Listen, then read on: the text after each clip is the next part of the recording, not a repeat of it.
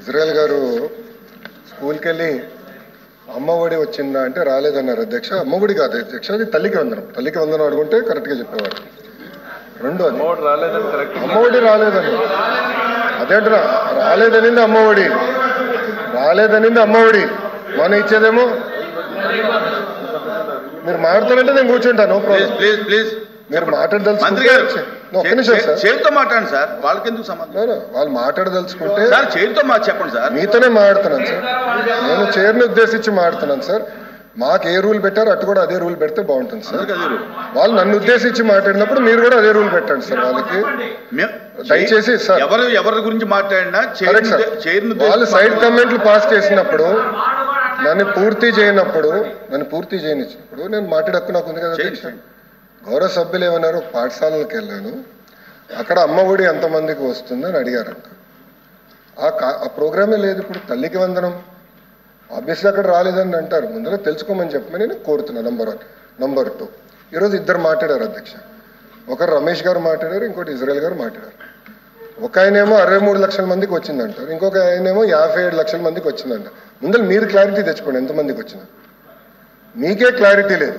మీ పార్టీలో ఇద్దరు సభ్యులు మాడితే ఒక్కొక్కరు ఒక నంబర్ చెప్తారు. నంబర్ 2, 63 లక్షల మందికి మీరు ఇచ్చారు, మిగతా వాళ్ళకి ఎందుకు డిలే చేశారు? నేను ఆ రోజే చెప్పాను అధ్యక్ష. పిల్లలు ఫస్ట్ క్లాస్లో జాయిన్ అయిన తర్వాత అపార్ ఐడి ద్వారా ఏ పాఠశాలలో జాయిన్ అయ్యారో మాకు తెలుస్తుంది. అది అయిన వెంటనే మేము డబ్బులు ఇస్తాం. సేమ్ థింగ్ 10th క్లాస్ నుంచి 11th క్లాస్కి వెళ్ళినప్పుడు ఆ ట్రాన్సిషన్లో అక్కడ చేరిన తర్వాత మేము వెరిఫై చేసుకొని డబ్బులు ఇస్తాను అధ్యక్ష. మేము కట్టుబడి ఉన్నాం. ఎక్కడన్నా గ్యాప్స్ ఉంటే అధ్యక్ష చాలా ట్రాన్స్పరెంట్గా వాట్సాప్ ద్వారా హాయిగా వాళ్ళు మెసేజ్ పెట్టచ్చు. ఒకవేళ రాకపోతే ఏ కారణాల వల్ల వాళ్ళకి రాలేదో కూడా చెప్తా అధ్యక్ష. అక్కడ రిడ్రెసల్ మెకానిజం కూడా వాళ్ళ ఇంట్లో కూర్చుని ఎక్కడికి వెళ్ళాల్సిన అవసరం వాట్సాప్ ద్వారానే కమ్యూనికేట్ చేసుకోవచ్చు అధ్యక్ష. మన మిత్రాన్ని కూడా మేము పెట్టాం. 2, ఇజ్రాయెల్ గారు మాడుతూ 300 యూనిట్లు కరెంటు యాప్ కాస్ట్లో పనిచేసిన వారికి, అట్లా భూమి ఉన్న వారికి మీరు ఇవ్వట్లేదన్నారు. ఎవరు పెట్టారు అధ్యక్ష ఈ రూల్స్ అని? మీరే పెట్టారు. ఎవరు పెట్టారు ఈ రూల్స్ సార్? రూల్స్ పెట్టింది ఎవరు సార్? మీరే పెట్టారు. పులివెందుల ఎమ్మెల్యే జగన్మోహన్ రెడ్డి గారు పెట్టారు ఈ రూల్స్. ఆయన రూల్స్ పెట్టారు. We are following it. కాదని చెప్పండి. మీరు ఒకటి మీరు మళ్ళీ ఇప్పుడు మాట వేస్తారు సార్. ఇదే సార్ ప్రశ్న వేయించుకుని ఇరుక్కుంటా ఉంటే ఇదే అంటారు.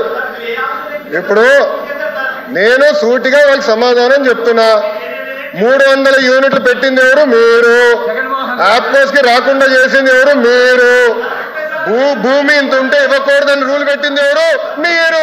తిప్పి మమ్మల్ని అడుగుతారు చాలా వింత అధ్యక్ష. రూల్స్ మీరు పెడతారు, గైడ్ లైన్స్ మీరు ఫ్రేమ్ చేస్తారు. కనీసం అంత లేకపోతే ఎల్ఓపి గారు వెళ్ళండి, పాఠాలు చెప్పించుకోండి. ఎల్ఓపి గారు మంత్రిగా ఉన్నప్పుడు ఇది చాలా క్లియర్గా వచ్చింది అధ్యక్ష. 2వది అధ్యక్ష, గవర్నమెంట్ ఆఫ్ ఇండియా ఎంతమంది పిల్లలు చదువుతున్నారనే కానీ నంబర్స్ చెప్పారు అధ్యక్ష. ప్రాసెస్ ఫాలో అయ్యాం. అర్హులందరికీ మేము ఇస్తున్నాం, దాంట్లో ఎలాంటి డౌట్ లేదు. 2, కొంతమంది పిల్లలకి 9,000 పడిందని గౌరవ సభ్యులు చెప్పారు అధ్యక్ష. అక్కడ ఏంటంటే అధ్యక్ష, మన ఎస్సీ విద్యార్థులకి కేంద్ర ప్రభుత్వం కూడా డబ్బులు ఇస్తుంది అధ్యక్ష. ఆ 2 జోడించి ఆ డబ్బులు వేస్తాం అధ్యక్ష. సో మన వాటా అంటే ఆంధ్ర రాష్ట్రం వాటా మేము వేసాం అధ్యక్ష. కేంద్ర ప్రభుత్వం ఇచ్చే నిధులు కేంద్ర ప్రభుత్వం ఇస్తుంది అధ్యక్ష. దానివల్ల కొంచెం టైం డిఫరెన్స్ అనేది ఉంది అధ్యక్ష. ఇది వాస్తవం. About 30 to 45 days time difference ఉంది అధ్యక్ష. అంతేగాని పిల్లలకి మేము డబ్బులు వేసేది ఎలాంటి సందేహం లేదు. అర్హులందరికీ డబ్బులు ఇస్తామని ఈ సభాముఖంగా నేను తెలుపుతున్నా అధ్యక్ష. అదేవిధంగా అధ్యక్ష, రమేష్ గారు మాట్లాడుతూ నెలకి 15,000 రూపాయలు వాళ్ళు ఇచ్చారంటున్నారు అధ్యక్ష. ఇచ్చింది సంవత్సరానికి 13,000 రూపాయలు అధ్యక్ష. అది కూడా మళ్ళీ చివరి సంవత్సరంలో ఇంకొక 500 తగ్గించారు అధ్యక్ష. ఇచ్చింది 4 సంవత్సరాలు అధ్యక్ష. మేము కట్టుబడి ఉన్న కార్యక్రమానికి తప్పనిసరిగా ప్రతి సంవత్సరం తల్లికి వందనం ఎంతమంది అర్హులు ఉన్నా అంతమంది అర్హులకి ఇస్తాం అధ్యక్ష. ఇజ్రాయెల్ గారు మాట్లాడుతూ రేషన్ కార్డు లేకపోతే మీరు ఇవ్వట్లేదు అంటారు అధ్యక్ష. ఎట్లా ఇవ్వాలి అధ్యక్ష? అడిగేదానికి కూడా ఉండాలి. ఏదో బేసిస్ ఉంటుంది అధ్యక్ష. ప్రభుత్వము ఒక కార్యక్రమం చేయాలంటే బేసిస్ ఉంటుంది. రేషన్ కార్డు లేదంటున్నారు. ఎస్, కూటమి ప్రభుత్వ అధికారంలోకి వచ్చిన రేషన్ కార్డులు కూడా ఇచ్చాం అధ్యక్ష. కొత్త కార్డులు డిజైన్ చేసాం. ఏ రాజకీయ నాయకుడు ఫోటో కూడా లేదు అధ్యక్ష. ఆ రేషన్ కార్డులో డిజిటల్ స్మార్ట్ కార్డు ఇచ్చాం. నీట్గా గవర్నమెంట్ ఆఫ్ ఆంధ్రప్రదేశ్ లోగో పెట్టి కార్డు ఇస్తున్నాం. కార్డు వచ్చిన తర్వాత అర్హులు ఎవరు ఉంటే మిస్ అయి ఉంటే తప్పనిసరిగా ఈ తల్లికి వందనం వర్తించే బాధ్యత మేము తీసుకుంటాం అధ్యక్ష. సార్ ఇంకోటి ప్లీజ్ గత ప్రభుత్వంలో ఈ పారిశుద్ధ్య కార్మికులకి ఎగ్జామ్స్ ఉండేదండి. అంటే మెమో ద్వారా గైడ్లైన్స్లో మార్చారు. శానిటరీ వర్కర్స్కి అవుట్సోర్సింగ్ వాళ్ళకి అందరికీ కూడా ఈ యొక్క తల్లికి వందనం కానీ లేకపోతే అప్పుడు అమ్మఒడి కానీ వచ్చేది. కానీ ఇప్పుడు శానిటరీ వర్కర్స్ కూడా రావట్లేదు. అదేమన్నా మీరు దాన్ని సరి చేయగలుగుతారా? అధ్యక్ష, ఆశా వర్కర్స్, దాని తర్వాత పారిశుద్ధ్య కార్మికులు, అంగన్వాడీ వర్కర్స్ విషయంలో అధ్యక్ష మేము డిస్కస్ చేస్తున్నాం. ఇది గతంలో కూడా నేను చెక్ చేశాను అధ్యక్ష, చాలా స్పష్టంగా మీరు చూస్తే. అంటే గతంలో పారిశుద్ధ్య కార్మికులకి రిలాక్సేషన్ ఉంది కదండి? లేదు అధ్యక్ష. ఉందండి, జీవో ఉంది, మెమో ఉంది.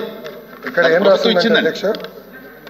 Government employment, no member in government service / pension schemes, sanitation workers and low income government employees earning below 10,000 in rural areas and 12,000 in urban areas are exempted from the ineligibility rules of తల్లికి వందనం. మేము ఇచ్చాం అధ్యక్ష. ఇది కూటమి ప్రభుత్వ అధికారంలోకి వచ్చింది, ఇచ్చింది అధ్యక్ష. మళ్ళీ చదువుతాను అధ్యక్ష. No members in government service / pension schemes అర్హులు కాదు, కానీ sanitation workers and low income government employees earning below 10,000 in rural areas or 12,000 in urban areas are exempted from the ineligibility rules of తల్లికి వందనం. సో రూరల్ ఏరియాస్లో 10,000 కన్నా తక్కువ జీతం వస్తే తల్లికి వందనం వర్తిస్తుంది అధ్యక్ష. అర్బన్లో 12,000 రూపాయల కన్నా తక్కువ వస్తే జీతం తల్లికి వందనం వర్తిస్తుంది అధ్యక్ష. ఆల్రెడీ ఇది మేము డబ్బులు ఇస్తాం జరిగింది అధ్యక్ష. ఇది చాలా క్లారిటీగా ఆల్రెడీ వర్తిస్తుంది అధ్యక్ష, వాళ్ళకి అందజేస్తున్నాం అధ్యక్ష. అంటే ఎలాంటి డౌట్ లేదు సార్. అది కాదు, ఇప్పుడు మున్సిపాలిటీస్లోను వాటిల్లోనూ అర్బన్లో 18,000 ఇస్తున్నారు అవుట్సోర్సింగ్లో. మీరు 12,000 పెడితే వాళ్ళకి ఎలా వర్తిస్తుందండి? కరెక్ట్ అధ్యక్ష. అది మార్చుకోవాలి. మేము గైడ్ లైన్స్ ఫ్రేమ్ చేశాము, గతంలో కూడా గైడ్ లైన్స్ ఫ్రేమ్ అయ్యాయి. మున్సిపాలిటీస్లో 12,000 లేదు కదండి. మేము పెంచాం అధ్యక్ష, వచ్చినది మేము పెంచాం. అది కాదు, 12,000 జీతాలు కూడా మేము పెంచాం అధ్యక్ష. అవును, జీతం పెరిగింది కదండి. కరెక్ట్ సార్, మేము జీతాలు మేము పెంచాము, కొన్ని గైడ్ లైన్స్ ప్రకారం మేము వెళ్తున్నాము అధ్యక్ష. నన్ను పూర్తి చేయనియండి ప్లీజ్. మాడమంటారా? మీరు మాడుతాను కూర్చుంటా, నో ప్రాబ్లం. మాట్లాడండి మంత్రి. ఎల్ఓపి గారు కొంచెం కంట్రోల్ చేయండి, మీ మనుషుల్ని కొంచెం కంట్రోల్ చేయండి సార్. సార్ ఇప్పుడు నేనేంటంటే అధ్యక్ష, అంగన్వాడీ వర్కర్స్, ఆశా వర్కర్స్ కూడా మమ్మల్ని అడిగారు, అది మేము టేకప్ చేస్తాం అధ్యక్ష. అధ్యక్ష, I stand corrected in the house. పారిశుద్ధ్య కార్మికులు టోటలీ ఎగ్జామ్ చేశాం అధ్యక్ష, ఆల్రెడీ ఎగ్జామ్ చేశాం. రావట్లేదండి, ఆల్రెడీ ఎగ్జామ్ చేసాం. మీరు కొంత వివరాలు పంపించండి అధ్యక్ష, నోట్ ద్వారా పంపిస్తాం. I stand corrected. తర్వాత అంటే గైడ్ లైన్స్ ఇది ఉన్నాం, తర్వాత మేము ఎగ్జామ్ చేసాము. ఐ స్టాండ్ కరెక్టెడ్ ఉంది, 100% ఎగ్జామ్ చేసాం. ఎగ్జామ్ చేసినట్టు ఏమి జీవో రాలేదు కదా? జీవో కానీ మెమో కానీ రాలేదు. ఇచ్చాం సార్, అది మెమో ఇచ్చేసాం సార్. అది డబ్బులు కూడా వేసాం సార్. ఎంతమంది పారిశుద్ధ్య కార్మికులకి డబ్బులు ఇస్తాం కూడా ఆ మెమో ఉంటే నాకు ఒకటి ఇమ్మనండి. We will table it in the house అధ్యక్ష. ఎంతమంది ఎగ్జామ్ ఎంతమందికి ఇచ్చాం పేమెంట్ అనేది హౌస్లోకి మేము ఇస్తాం అధ్యక్ష. Thank you please. ఎల్ఓపి గారు. అధ్యక్ష, ఇప్పుడు మంత్రి గారు చెప్తున్నప్పుడు అదే పారిశుద్ధ్య కార్మికుల దగ్గర మళ్ళీ తిరిగి వారు రీకన్సల్ట్ చేసుకొని చెప్పారు. It's okay, fine. దాంట్లో there is no dispute, there is no clash, there is no issue. రెండో విషయంకి వస్తేప్పటికి వారు చెప్పినంతలోనూ ఎప్పుడు ఇచ్చి దగ్గర 2 నెలలు ప్రోగ్రామ్ స్టార్ట్ అయ్యి 2 months అయింది. ఈ వాటికి ఉన్న రాష్ట్రంలో ఉన్న ఏదైతే మీరు ఏ సంఖ్యకి ఇచ్చారు, ఏదైతే కేంద్ర రాష్ట్ర ప్రభుత్వాలు వచ్చి కాంబినేషన్తో మేము ఇస్తున్నామన్నామో అది ఇప్పటికొచ్చి రాలేదనే విషయాన్ని చాలామంది చెప్తున్నారు. వాళ్ళకి ఏమైనా ఈ రోజుకి కంప్లీట్ అయిందా, ఇంకా కేంద్ర ప్రభుత్వం డబ్బు ఇంకా పెండింగ్ ఉందా, ఉంటే ఆ నెంబర్ ఎంత ఉంది అది దయచేసి ఆ నెంబర్ క్లారిటీ ఇస్తే అది బాగుండేది. ఇప్పుడు వచ్చి మీరు చెప్పిన దాన్ని మొత్తం విన్నాను నేను. ఎక్కడా కూడా ఈ రోజుకి ఎంతమంది అర్ధాలకు ఇచ్చారనేది ఎక్కడా కూడా నెంబర్ చెప్పలేదు మీ నోటితో. దాంతోపాటు కేంద్రం ఎంత గ్యాప్ ఉందనేది ఆ నెంబర్ కూడా చెప్పలే. దయచేసి ఆ ఇన్ఫర్మేషన్ చెప్పండి, లేకపోతే పంపించండి. మంత్రి గారు.